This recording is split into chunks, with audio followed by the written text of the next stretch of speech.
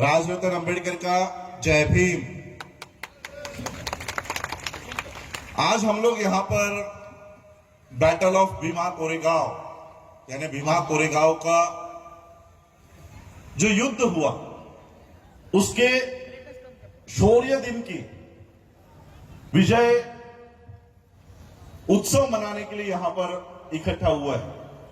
सबसे पहले मैं आप लोगों से पूछना चाहूंगा कि मैं हिंदी में बात करूं या मराठी में।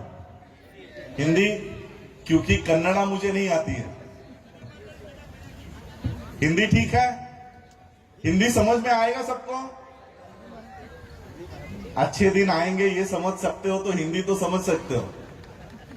अच्छे दिन आएंगे करके आप लोग फंस गए तो इतनी हिंदी तो आप लोग समझ ही सकते हो।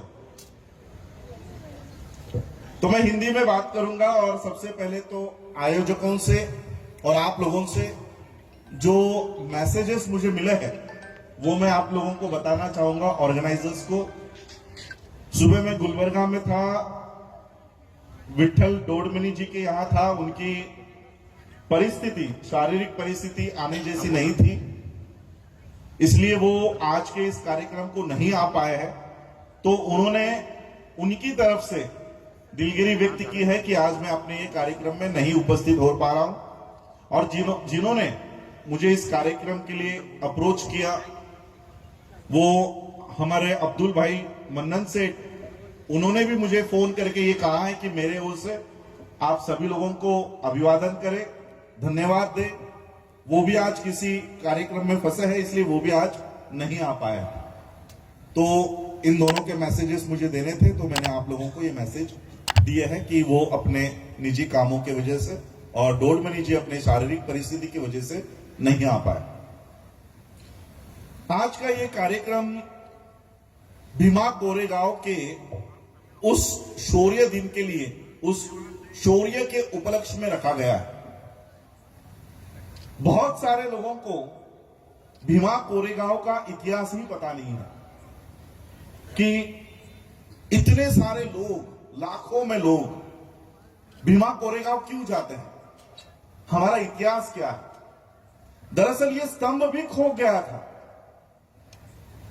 ये स्तंभ जो आप लोगों ने देखा है यहां पर, ये स्तंभ लगाया हुआ है, ये स्तंभ भी खो गया था।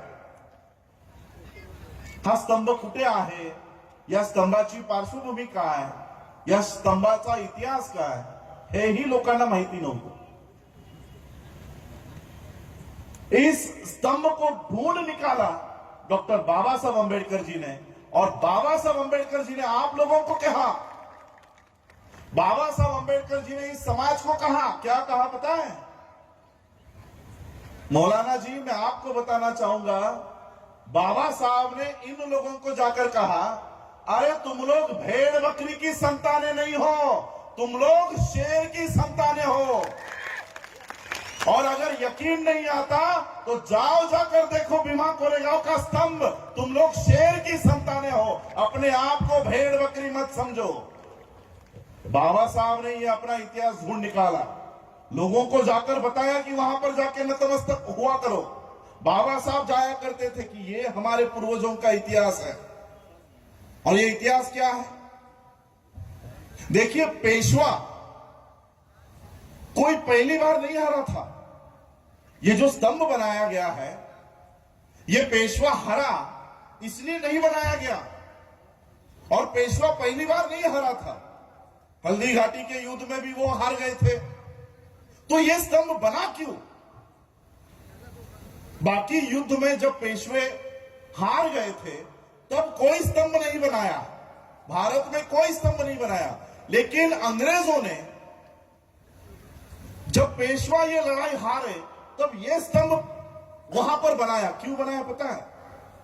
क्योंकि ये वो लड़ाई थी कि इसमें सिर्फ पेशवा नहीं हारे थे, हमेशा के लिए इस देश से, इस जग से पेशवाई खत्म कर दी गई थी। ये हमारे पूर्वजों ने हमेशा हमेशा के लिए पेशवाओं को खत्म कर दिया था। और ये लड़ाई क्या है? हाँ, पेशवा यानी ब्राह्मण्स, पेशवा यानी ब्राह्मण्स। बाबा साहब अंबेडकर हमेशा एक बात किया करते थे। बाबा साहब कहते थे, देखो आज मुझे वो कोट नहीं करना है, आज की परिस्थिति अलग है। बाबा साहब कहते थे वैसे तो सारा ब्राह्मण, सारे देश के ब्राह्मण ये षड्यंत्र करते हैं, लेकिन पूना के ब्राह्मण ज्यादा षड्यंत्र कराएंगे। ये पूना में ही, नगर जिले में ही आता है।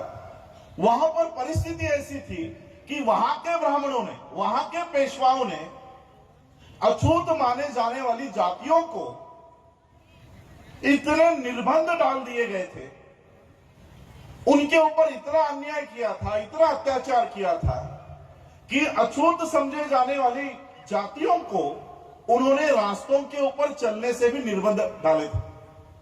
आप लोग रास्ते पर नहीं चल सकते, अगर रास्तों पे चलना है तो पीठ पे झाड़ू, झाड़ू भी नहीं, ये जो टहनियां होती है पेड़ की, वो कमर से बांध दिया करते थे। हम लोग अगर चले तो हमारे पैर के निशान भी ये जमीन पर नहीं पड़ने चाहिए। वो पीछे हमारे जो कमर पे लगी हुई जो टहनी है, वो जो झाड़ू है, वो झाड़ू उसको मिटाते मिटाते चलती थी। हमारी थूक भी जमीन पर ना पड़े, और ये जमीन पर पड़ी हुई थूक पेशवाओं को, ब्राह्मणों को अपवित्र ना कर दे, इसलिए उन्होंने गले में सबके मड़के हांडी बांध दी थी।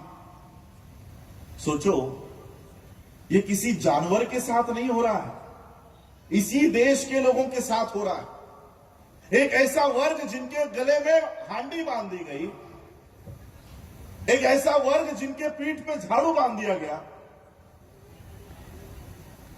अगर आज भी मैं घूमता हूं, बिहार में जाता हूं, उत्तर प्रदेश में जाता हूं, आज भी सवर्ण ठाकुर अगर कोई आता है तो निचले जाति समझने वाले लोग सीट पर, जैसे आप कुर्सियों पे बैठे ना, वो कुर्सी पे नहीं बैठ सकता। आज भी 2021 में भी ये प्रथा शुरू है, आज भी ये प्रथा शुरू। बिहार में जाके देखो, उत्तर प्रदेश के अंदर गांव में जाके देखो, ये प्रथाएं आपको दिखाई देंगी। उस समय ये प्रथाएं चल रही थी।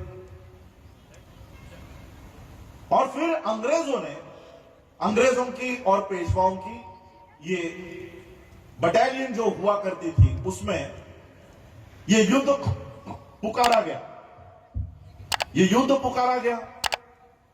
अंग्रेजों की ओर से कौन लड़ेगा, इसकी जांच शुरू हो गई कि कौन है वो जो लोग कि इन पेशवाओं को हरा सकते हैं। और अंग्रेजों ने जो बटालियन तैयार की, उसके हेड, उसके प्रमुख सिद्धनाथ और ये जो हमारे लोग थे, इन लोगों को प्रमुख बनाया। लेकिन फिर भी सिद्धनाथ और बाकी हमारे पूर्वजों के मन में एक सॉफ्ट कॉर्नर था। उनके मन में यह था कि ये पेशवा, ये ब्राह्मण भी हमारे ही लोग हैं, ये हमारे ही भाई बहन है, हम इनको नहीं मारना चाहते, हम इनके साथ युद्ध नहीं करना चाहते। अंग्रेज हमारे सगे नहीं है, हमारे सगे हमारे देश के लोग हैं। तो सिद्धनाथ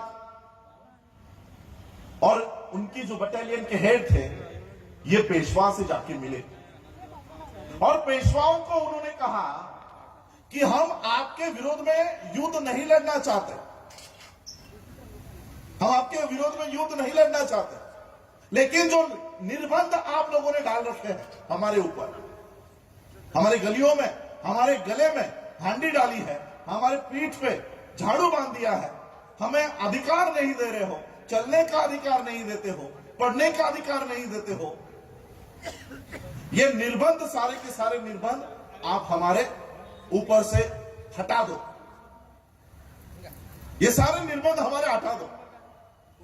पेशवाओं ने सिद्धनाथ को जवाब दिया कि सुई पता है ना आपको, कपड़े सीते हो आप लोग, उसकी एक सुई होती है, सुई धागे वाली, उस सुई के नोक पर बैठे, इतने भी अधिकार हम आपको नहीं देंगे, इतने भी अधिकार नहीं देने वाले।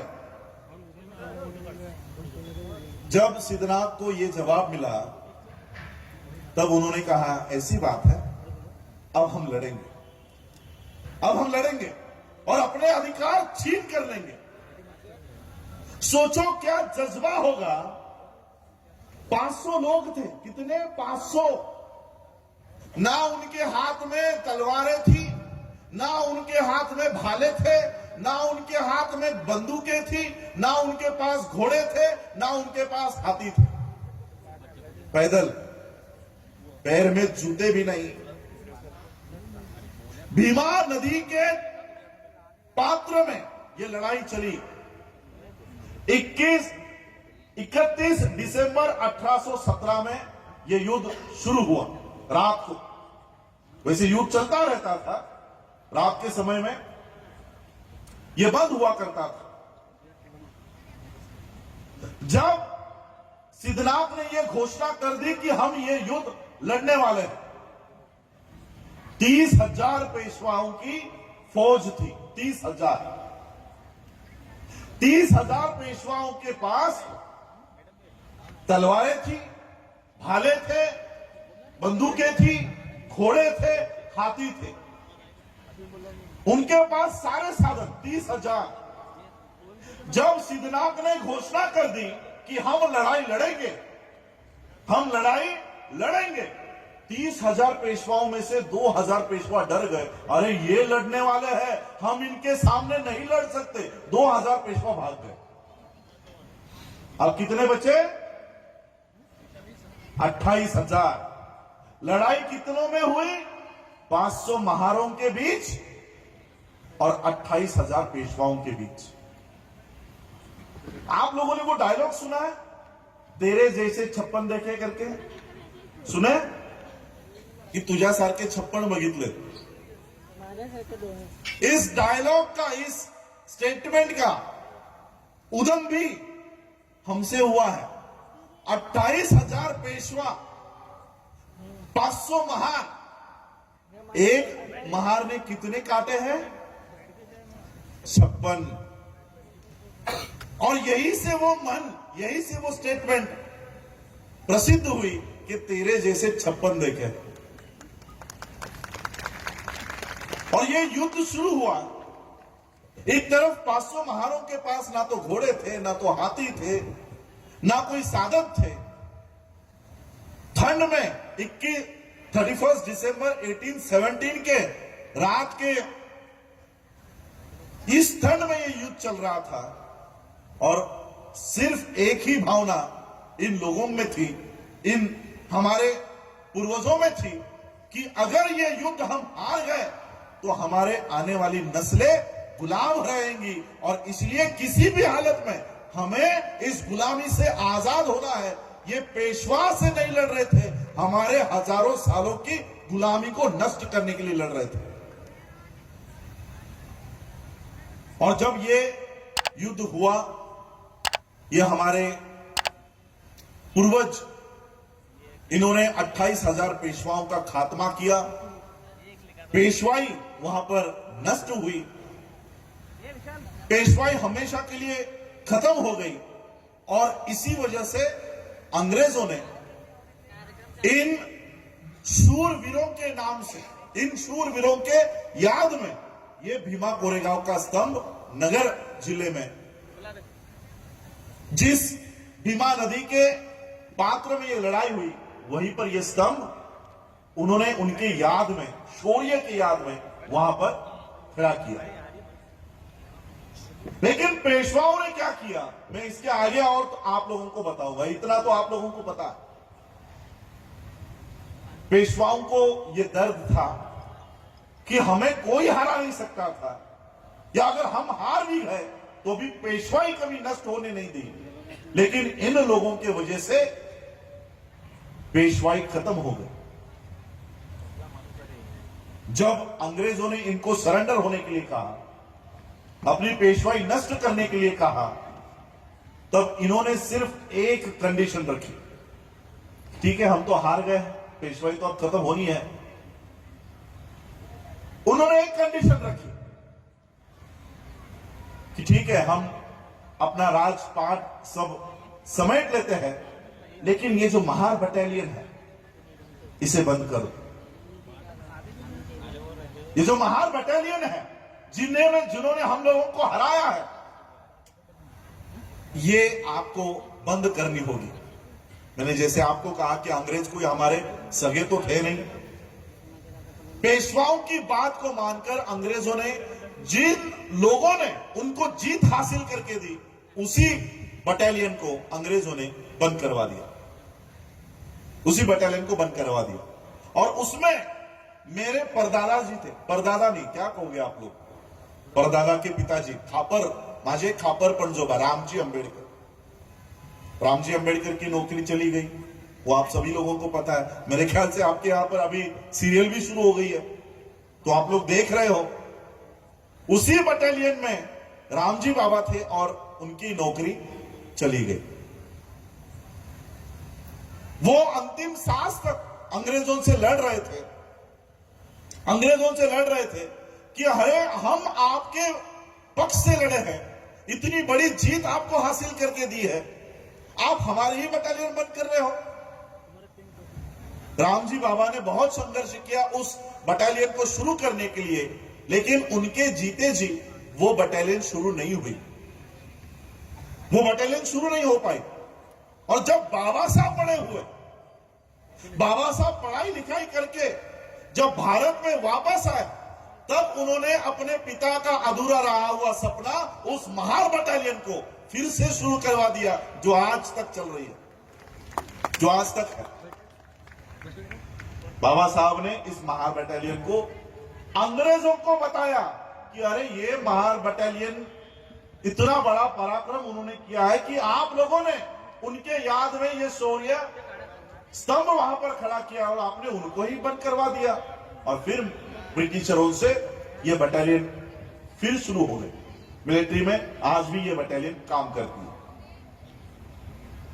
अब इतना इतिहास सभी लोगों को पता है, इसके आगे भी कुछ बातें हैं जो बाबा साहब से संबंधित है, वो हमारे लोगों को आज तक नहीं पता। बाबा साहब वहां पर शौर्य स्तंभ को नमन करने जाते थे। क्यों? क्योंकि आप लोगों को पता चले कि हमारा इतिहास क्या है। इसलिए बाबा साहब ने आप लोगों को कहा कि जो लोग अपना इतिहास भूल जाते हैं, वो कभी इतिहास बना नहीं पाएंगे। बाबा साहब ने आप लोगों को आपका इतिहास याद दिलाया। अरे कौन लोग हो तुम लोग, कौन हो तुम लोग, याद करो। ये सिर्फ स्तंभ नहीं है, ये सिर्फ स्तंभ नहीं है, ये सिर्फ पत्थर का कोई मॉन्यूमेंट नहीं है, ये आपकी विजय गाथा है, याद करो। बाबा साहब अंबेडकर जी ने एक स्पीच में, उनकी एक किताब है छोटी सी, उसमें मुझे भीमा कोरेगांव के बारे में बाबा साहब अंबेडकर जी के विचार तब पता चला। जब यह महार बटालियन बंद हो गई, अंग्रेजों ने पेशवाओं का सुनकर इस महार बटालियन को जब बंद कर दिया गया, तो बाबा साहब के पास ये सभी लोग आते थे, मिलिट्री के लोग, कि आपके पिताजी इस युद्ध को लड़ रहे थे, इस फाइट को लड़ रहे थे कि ये बटालियन शुरू हो जाए, अब ये लड़ाई आप भी लड़ो। तब बाबा साहब का एक स्पीच है, वो स्पीच में आप लोगों को बताना चाहता हूं। सिर्फ 1818 को याद करके नहीं चलेगा, उसको 2021 में कैसे उतार सकते हैं, यह भी हम लोगों को जानना होगा। बाबा साहब उस समय कहते हैं कि जब हमको मिलिट्री में भर्ती किया जा रहा था, शिक्षा दी जा रही थी, उस समय अंग्रेजों ने भारत में आकर देखा, उनको लड़ने के लिए लोग चाहिए थे, और हम लोग 2500 सालों से गुलाम बने बैठे थे। शस्त्र धारण करने का अधिकार क्या आप लोगों को था? शस्त्र धारण करने का अधिकार था? अंग्रेजों ने शस्त्र धारण करने का अधिकार दिया, अंग्रेजों ने शिक्षा का अधिकार दिया। हमारे लोग पहली बार स्कूलों में जाने लग गए, पहली बार मिलिट्री की ट्रेनिंग लेने लग गए, हाथ में शस्त्र पकड़ने लग गए। बाबा साहब ने जब महार बटालियन बंद हुई तब उन्होंने कहा, जब अंग्रेजों ने हम लोगों को इतने अधिकार दिए थे, शस्त्र धारण करने का अधिकार दिया था, पढ़ाई लिखाई करने का अधिकार दिया था, तब हमने अपनी व्यवस्था क्यों कायम नहीं की? उस समय हमने अपनी व्यवस्था क्यों नहीं बनाई? महार बटालियन बंद होने का दोष बाबा साहब ने किनको दिया? हम लोगों को। कि जब आप लोगों को अधिकार मिले थे, आप लोगों को अधिकार मिले थे ना, स्कूल में ले रहे थे, ब्रिटिशर्स स्कूल में ले रहे थे, ब्रिटिशर्स ट्रेनिंग के लिए ले रहे थे, लेकिन उस समय हमने हमारे लोगों को खड़ा करने का काम नहीं किया। ये बाबा साहब ने एक स्पीच में कहा। इसी बाबा साहब के स्पीच को आज थोड़ा सा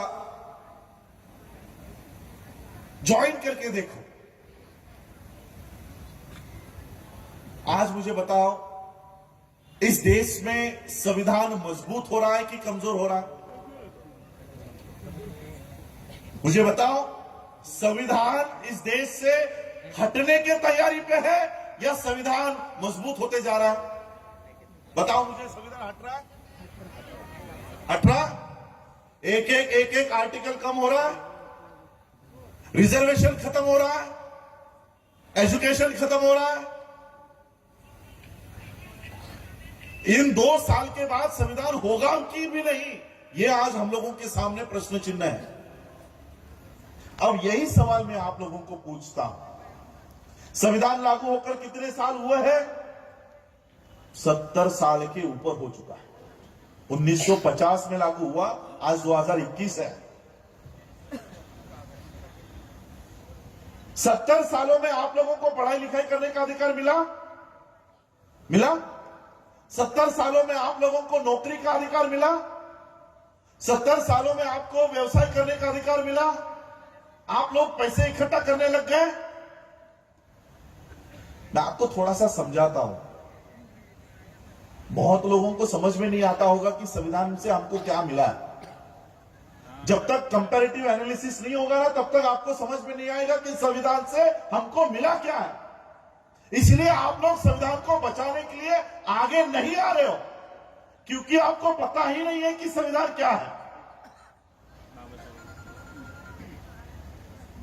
यह लड़ाई बाबा साहब ने लड़ी। इस देश के संविधान को बनाने के लिए बाबा साहब ने जो संघर्ष किया, वो आज हम भूल गए। इसलिए हम संविधान, जब रोज संविधान का पन्ना फट रहा है, हम घर में व्यस्त हैं, टीवी देख रहे हैं। मैं आपको बताना चाहता हूं, मनुस्मृति, संविधान लागू होने से पहले क्या था? मनुस्मृति। संविधान लागू होने से पहले इस देश में मनुस्मृति का कानून था। अब मनुस्मृति का कानून और संविधान, इन दोनों में क्या फर्क है, मैं आपको एक छोटी सी कहानी बताकर, बाबा साहब के साथ जो हुआ वो बताकर समझाना चाहूंगा। बाबा साहब के पिताजी जब मिलिट्री में थे, तब वो अलग अलग गांवों में उनका ट्रांसफर हुआ करता था। ऐसे ही किसी शहर में जब उनके पिताजी थे, उन्होंने देखा कि अभी स्कूलों को छुट्टी लग गई है, मेरे बच्चे घर पर वहां पर है, कितने महीनों से मैंने उनको देखा नहीं है, क्यों ना उनको बुलाया जाए। तो बाबा साहब के पिताजी ने, रामजी बाबा ने टेलीग्राम लिखा और टेलीग्राम लिखकर उन सभी बच्चों को कहा कि अभी तुम्हारी छुट्टियां लग गई है, तो मुझे मिलने के लिए इस जगह पर आ जाओ। इस जगह पर आने के लिए ये ट्रेन पकड़नी होती है। जिस दिन तुम लोग आओगे मुझे टेलीग्राम करके बता देना कि इस ट्रेन से तुम लोग आने वाले हो, मैं तुम लोगों को लेने के लिए स्टेशन पर आ जाऊंगा। अब ये टेलीग्राम मिला बाबा साहब को। सब छोटे थे, सब छोटे छोटे। ये जो बच्चे खड़े ना, इस बच्चे के उम्र के बाबा साहब थे, 9-10 साल के। टेलीग्राम मिला, सभी बच्चों ने सोचा चलो अभी पिताजी को मिलने जाना है। सभी बच्चे अच्छे कपड़े पहनकर पिताजी को उन्होंने टेलीग्राम लिखा कि हम इस ट्रेन से आने वाले हैं। अच्छे कपड़े पहनकर वो ट्रेन में बैठ गए और जहां पर रामजी बाबा ने बताया था कि इस स्टेशन पे उतरो, वो सभी बच्चे उस स्टेशन पे जाकर उतर गए। उतरने के बाद बाबा साहब के पिता को पता ही नहीं कि बच्चे कौन से ट्रेन में आने वाले हैं, क्योंकि वो टेलीग्राम जो बाबा साहब ने लिखा था वो उनके पिताजी को मिला ही नहीं था। अब पिता को पता नहीं कि बच्चे स्टेशन पर है। बच्चे, बाबा साहब राह देख रहे कि हमारे पिताजी आएंगे और हमको लेकर जाएंगे। बहुत देर हो गई, ट्रेन चली गई, सभी लोग चले गए, बच्चे स्टेशन पर अकेले। स्टेशन मास्टर ने देखा ये बच्चे अच्छे घर के लग रहे हैं, अच्छे कपड़े पहने थे, ब्राह्मणों जैसे। बाबा साहब तो ब्राह्मणों जैसे दिखा करते थे। तो स्टेशन मास्टर को लगा ये शायद सवर्णों के बच्चे हैं, तो वो स्टेशन मास्टर बच्चों के पास आया। बच्चों के पास आकर उसने पूछा, बाबा साहब को पूछा कि कहां जाना है। तो बाबा साहब ने वो खत दिखाया, टेलीग्राम दिखाया कि मेरे पिताजी मिलिट्री में है, ऑफिसर है, उन्होंने हमको बुलाया है, लेकिन शायद मेरा टेलीग्राम उनको नहीं मिला, इसलिए वो हमको मिलने के लिए नहीं आए। तो उस स्टेशन मास्टर ने, बगल में ही एक बैलगाड़ी वाला खड़ा था, उसको कहा कि देखो ये बच्चे एक मिलिट्री ऑफिसर के बच्चे हैं, मिलिट्री ऑफिसर के बेटे हैं, इनको उनके पिता तक छोड़कर आओ। तो बैलगाड़ी वालों ने कहा चलो बैठ जाओ मेरी गाड़ी में, मैं तुमको छोड़ता हूं। और ये बैलगाड़ी रामजी बाबा जहां पर ठहरे हुए थे, जहां पर उनकी पोस्टिंग थी, वहां के लिए निकल पड़ी। अब ये बैलगाड़ी शुरू हो गई। थोड़ी देर में बैलगाड़ी वाला उन बच्चों से बातें करना शुरू कर दिया। तुम्हारा नाम क्या है, कहां से आए हो, कौन सा गांव है, जाति क्या है। और फिर बैलगाड़ी वाले को बच्चों की जाति पता चला। जैसे ही बच्चों की जातियां इस बैलगाड़ी वाले को पता चली, उसने बैलगाड़ी वहीं पर रोकी और सभी बच्चों को गालियां देकर नीचे उतार। उतरो, अछूतों के बच्चे मेरे बैलगाड़ी में कैसे बैठ गए? मुझे लगा तुम लोग ब्राह्मणों के बच्चे हो, अभी क्या अभी मेरे गाड़ी से नीचे उतरो। सभी बच्चों को नीचे उतारा। बाबा साहब ने कहा ज्यादा पैसे ले लो, लेकिन हमें छोड़ दो। अब ज्यादा पैसे के लालच में वो बैलगाड़ी वाला बोला ठीक है, तुम लोगों को मैं छोड़ तो दूंगा, लेकिन मेरे बैलगाड़ी में नहीं बैठना, मेरे बैलगाड़ी के पीछे पीछे चलते आना। अब सभी बच्चे उस बैलगाड़ी के पीछे पीछे पीछे पीछे चल रहे थे। बैलगाड़ी वाला बैलगाड़ी में बैठा और सभी बच्चे बैलगाड़ी से पीछे पीछे चल रहे थे। 2-3 किलोमीटर चलने के बाद बाबा साहब को प्यास लग गई। बाबा साहब को प्यास लग गई। बाबा साहब ने उस बैलगाड़ी वाले से कहा कि आपके पास जो पानी है वो मुझे थोड़ा सा दो, मुझे बहुत प्यास लगी। बैलगाड़ी वाले ने जवाब दिया, तुम लोग अछूतों के बच्चे हो, मैं तुमको अपना पानी नहीं पिला सकता, मैं ये पानी नहीं दे सकता। आगे अगर कोई नदी आती है, कोई तालाब आता है, तो मैं ये गाड़ी रोक दूंगा, तुम लोग पानी पीकर आ जाना। और 2-4 किलोमीटर बीत गए, कोई नदी नहीं आ रही थी, कोई तालाब नहीं आ रहा था। थोड़ी देर के बाद कुछ पानी वहां पर बैलगाड़ी वाले को दिखा कि आगे कुछ पानी दिखा। उसने बैलगाड़ी रोकी और बच्चों को कहा कि वो देखो वहां पर कुछ पानी पड़ा है, जाओ पी लो। सभी बच्चे भागते भागते वहां पर गए और आगे आकर देखते हैं तो क्या, ये तो कीचड़ है, ये तो कीचड़ है। लेकिन प्यास भी लगी थी। बाबा साहब ने उस कीचड़ में से मट्टी मट्टी को हटाया, खुद उस कीचड़ में झुके और झुककर बाबा साहब ने उस कीचड़ का पानी पिया।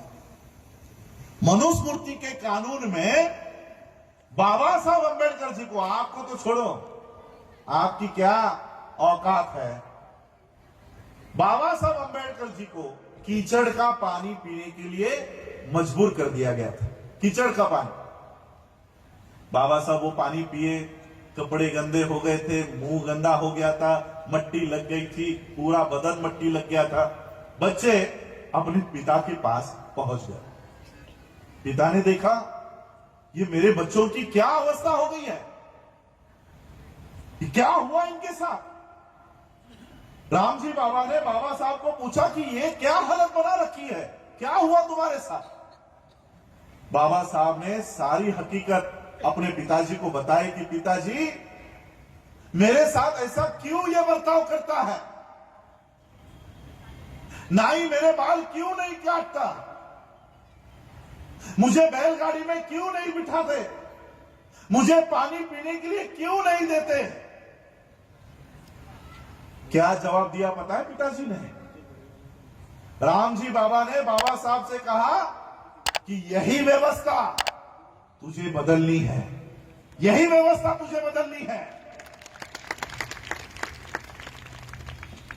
जो छोटा भिवा था, भिवा, बाबा साहब को भिवा बोलते थे बचपन में, यही छोटा सा भिवा बड़ा हो गया और इसी भिवा ने सिर्फ भारत का ही नहीं, विश्व का सर्वोत्तम संविधान बाबा साहब ने इस देश को दिया। सर्वोत्तम, सबसे बढ़िया संविधान बाबा साहब ने इस देश को दिया। जिस मनुस्मृति के कानून में बाबा साहब को कीचड़ का पानी पीने के लिए मजबूर कर दिया गया था, बाबा साहब ने ऐसा संविधान बना दिया कि आज हम लोग बिस्लरी का पानी पीते हैं। समझ में आ रहा है क्या है संविधान? नहीं समझा? जिस मनुस्मृति के कानून में बाबा साहब अंबेडकर जी को बैलगाड़ी में बैठने के लिए नहीं दिया गया था, जो बैलगाड़ी वाला बाबा साहब को बैलगाड़ी में नहीं बिठाया करता था, उन्हीं बाबा साहब अंबेडकर जी ने ऐसा संविधान बना दिया कि आज हम लोग हवाई जहाज उड़ाते हैं। हवाई जहाज, लंदन, अमेरिका, कनाडा, यह है संविधान। और जो बाबा साहब ने महार बटालियन बंद होने पर कहा था, वही मैं आप लोगों को कहना चाहता हूं।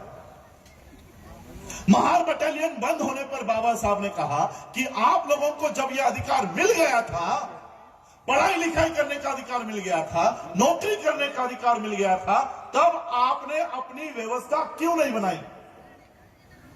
खुद के स्कूल क्यों नहीं बनाए? खुद की नौकरियां क्यों नहीं बनाई? खुद के व्यवसाय क्यों नहीं खड़े किए? यही सवाल मैं आपको आज पूछता हूं। बाबा साहब ने हमको संविधान दिया, संविधान में नौकरियां दी, संविधान में शिक्षा दी, संविधान में घर दिया, संविधान में गाड़ी दी, संविधान ने बंगले दिए। संविधान का राज इस देश में है, तब तक हमने अपनी व्यवस्था क्यों नहीं बनाई? इस देश से अगर संविधान हटता है, सबसे ज्यादा नुकसान किसका होगा? किसका होगा? आप लोगों का। क्योंकि नौकरियों के ऊपर आप लोग बैठे हैं, नौकरियां खत्म। स्कूलों में आप लोग रिजर्वेशन लेते हो, रिजर्वेशन खत्म, स्कूल खत्म। बाबा साहब की जयंती आती है हर साल, हर साल बाबा साहब की जयंती आती है। ये पिछली जयंती हम लोग मना पाए नहीं, घर में थे। एक हफ्ते में 14 अप्रैल 2020 के एक हफ्ते बाद ऑनलाइन एक न्यूज पढ़ी मैंने। ऑनलाइन न्यूज क्या थी पता? डॉक्टर बाबा साहब अंबेडकर जी की जयंती नहीं होने की वजह से, बाबा साहब अंबेडकर जी की जयंती नहीं मनाई गई, इस वजह से भारत के अर्थ को, भारत के इकोनॉमिक को 1500 करोड़ का, 1200 करोड़ का फटका बैठा है। कितना? 1200 करोड़। आप लोग बाबा साहब की जयंती के लिए कितना रुपया खर्च करते हो एक साल में? 1200 करोड़। ये कौन सा आंकड़ा है पता है? सिर्फ शहरों का आंकड़ा है। ये आपके गांव में, गलियों में जो छोटी छोटी जयंतियां होती है उसका आंकड़ा नहीं है। जयंती के लिए हम लोग पेंट करते हैं, घर को पेंट करते हैं, नई गाड़ी लेते हैं, नए कपड़े लेते हैं, मिठाई लेते हैं, लाइटिंग लगाते हैं, फटाके लगाते हैं, ऑर्केस्ट्रा मंगाते हैं, स्टेज लगाते हैं, प्रोग्राम करते हैं ना। इतना सारा खर्चा होता है। टोटल खर्चा एक जयंती का कितना है पता है? 2200 करोड़ रुपया का खर्चा है सिर्फ भारत का। 2200 करोड़ की एक जयंती हम एक साल में मनाते हैं। जो लोग इतना खर्चा करते हैं उनकी एक स्कूल नहीं है, उनकी एक स्कूल नहीं है। स्कूल के लिए हमको कहां जाना पड़ता है? गुरु ब्रह्मा, गुरु विष्णु, गुरु देवो महेश्वरा, इनके दरवाजे में जाना पड़ता है। हमारी स्कूल नहीं। हम आज तक सरकारी नौकरियों के ऊपर निर्भर है कि यहां पर पोस्टिंग निकली तो अर्जी कर दूंगा, यहां पर पोस्टिंग निकली तो अर्जी कर दूंगा। हमारी इंडस्ट्रीज नहीं, और हो नहीं सकती। ऐसा नहीं है। कितना रुपया देते हो आप लोग भारत को? एक दिन में 1200 करोड़ सरकार के आंकड़ों के अनुसार। जो लोग सरकार को एक दिन में 1200 करोड़ रुपए देते हैं, उनकी 10 करोड़ की एक यूनिवर्सिटी नहीं। और ये आप लोग हो। ऐसे भी नहीं कि अडानी अंबानी पैसे दे रहा है, ये आप लोगों के जेब से जा रहा है। इसलिए बाबा साहब ने उस समय कहा कि जब महार बटालियन चल रही थी तब खुद की व्यवस्था क्यों खड़ी नहीं की? यही सवाल मैं आपको पूछता हूं कि आज जब संविधान इस देश में है तब हम अपनी खुद की व्यवस्था क्यों खड़ी नहीं करते?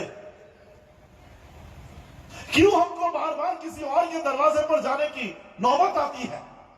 स्कूल के लिए, नौकरी के लिए, व्यवसाय के लिए, अस्पताल के लिए। क्या है आपका खुद का कोई अस्पताल इस बसव कल्याण में? कोविड के सिचुएशन में हमारे कितने सारे कार्यकर्ता बेड नहीं मिला इसलिए मर गए। है हमारा खुद का अस्पताल? है खुद का अस्पताल हमारे पास? हमारे बच्चों को स्कूलों में अभी दाखिला देना बंद हो जाएगा। रायन इंटरनेशनल, कैम्ब्रिज, ऑक्सफोर्ड, ऐसे लोगों को अभी मान्यता मिलने वाली है। जिन स्कूलों में आपके बच्चे पढ़ रहे हैं वो सारे जमीनें ये उद्योगपतियों को देने का काम इस देश का प्रधानमंत्री कर रहा है। इस देश में फिर से हम लोगों को उसी मनुस्मृति के कानून में डालने का काम चल रहा है जिससे बाबा साहब ने हमको बाहर निकाला है, जिससे बाबा साहब ने हम लोगों को बाहर निकाला, फिर से उसी में डालने का काम चल रहा है। फिर से अभी देखो, पेट्रोल इतना महंगा हो गया, 100 रुपया लीटर हो गया। बैठ पाओगे गाड़ियों में? आ गए कि नहीं बैलगाड़ी में? वो भी नहीं है आपके पास। फिर से मनुस्मृति को इस देश में जीवित करने का काम चल रहा है। इस बार 26 जनवरी को मैं दिल्ली में था किसानों के आंदोलन के लिए। नहीं चाहिए। उस समय राजपथ पर झांकियां निकलती है। पहली बार इस देश में, पहली बार, मौलाना जी मैं आपको बताना चाहूंगा कि पहली बार मनु की झांकी निकली। मनु, जिसने मनुस्मृति लिखी, जिसने कहा कि ये सारे लोग, इनको पढ़ाई लिखाई करने का अधिकार नहीं है। अगर कोई पढ़ाई के शब्द सुन लेता है तो कान में शीशा पिघला के डाला जाए, ऐसे व्यक्ति की झांकी देश का प्रधानमंत्री निकालता है। जिसने ये लिख के रखा है कि ये लोग अगर पढ़ाई लिखाई बोलते भी है तो इनकी जबान काट दी जाए, ऐसे आदमी की झांकी राजपथ पर निकल रही है। 2 साल में किस दिशा में आप लोग जा रहे हो, ये आप लोगों को समझना होगा। और हम लोग क्या बोल रहे हैं, वो सीए का कानून तो मुसलमानों के लिए है, हमारा कुछ नहीं है। वो किसान का बिल तो किसानों के लिए है, हमारा कुछ नहीं है। ये इस तरह से आप लोगों को विभाजित कर रहे हैं, आप लोगों को विभाजित कर रहे हैं। सीए का कानून आ जाए तो सिर्फ मुसलमान को आगे आना है, किसान बिल बने तो सिर्फ किसान को आगे आना है। कल आपके लिए कौन आएगा? और इसलिए मैं आज आप लोगों को यह बताना चाहता हूं, उस समय भी यह 500 बैटल ऑफ भीमा कोरेगांव है ना, इसमें 500 के 500 महार नहीं थे। इसमें मराठा थे, इसमें मुसलमान थे। यानी पेशवाओं को खत्म करने का काम इस देश के लोगों ने किया है।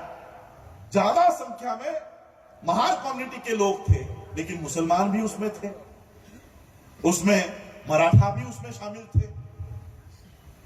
और इसलिए आज फिर से यही पेशवा सर ऊपर निकाल रहा है, यही पेशवा सर ऊपर निकाल रहा है। देखिए, शाहीन बाग का आंदोलन में शाहीन बाग में भी शामिल था। शाहीन बाग का आंदोलन मेरे ख्याल से 6 महीने से ऊपर चला होगा। कोविड के लिए उन्होंने उठा दिया। किसानों का आंदोलन अब 2 महीने से ऊपर चल रहा है, लेकिन शाहीन बाग का आंदोलन चलने के बावजूद भी सीए को रद्द नहीं किया। किसानों का 2 महीने से आंदोलन चल रहा है, लेकिन अभी भी किसानों का बिल रद्द नहीं किया। और आप कौन लोग हो पता है? आप कौन हो पता है?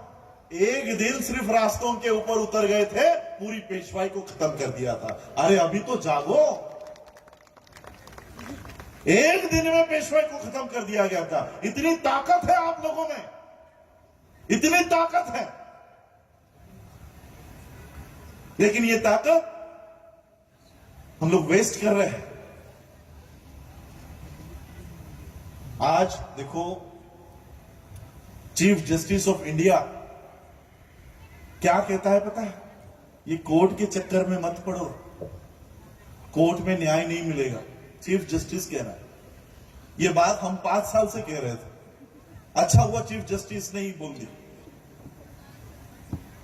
ये व्यवस्था हो गई है, पूरा प्रशासन, पूरा मीडिया, पूरा राज्यसभा, पूरा लोकसभा, विधानसभा अलग अलग राज्यों की, ये सारी बाबा साहब के संविधान को हटाने का, मिटाने का काम कर रही है। ये संविधान नहीं है, ये आपका वो सुरक्षा कवच है जो बाबा साहब आपको देकर गए थे, जो बाबा साहब ने आपको दिया। इसलिए आज अगर हम सुरक्षित हैं इस देश में, तो वो संविधान की वजह से। ये संविधान सिर्फ आपके लिए नहीं, चाहे वो मुसलमान हो, चाहे वो क्रिश्चियन हो, चाहे वो बौद्ध हो, यहां तक कि सवर्णों को भी बाबा साहब ने सुरक्षा दे दी कि जाओ तुम लोग भी ऐश करो। इसलिए मैं आप लोगों को आज बैटल ऑफ भीमा कोरेगांव के इस सूर्य दिन पर यही याद दिलाने के लिए आया हूं। आपको लगता होगा मेरे रास्तों के ऊपर आने से क्या होगा? हम लोग संख्या में कम है, हम लोग इस देश में संख्या में कम है। आपको लगेगा हम लोग अनुसूचित जाति के लोग हैं, एससी के लोग हैं, गांव में हमारे 10 घर होते हैं, हम कैसे इतनी बड़ी व्यवस्था को टक्कर दे सकते हैं? मुस्लिम कम से कम संख्या में तो ज्यादा है, कम से कम इकट्ठा तो है। हम तो इकट्ठा भी नहीं रहते हैं। आज एक घर यहां पर है तो दूसरा घर 10 किलोमीटर के बाद है। लेकिन मैं आपको फिर याद दिलाना चाहता हूं कि आप वो लोग हो, आप उनकी संतानें हो जिन्होंने 28,000 पेशवाओं को काट डाला था। ऐसे लोगों के आप संतानें हो, ऐसे लोगों के आप वंशज हो। इसलिए संख्या कम है, इसलिए बोलना नहीं है, विरोध नहीं करना है, ये ऐसा नहीं करो। संविधान से कितना बड़ा फर्क हमारे जीवन में हुआ।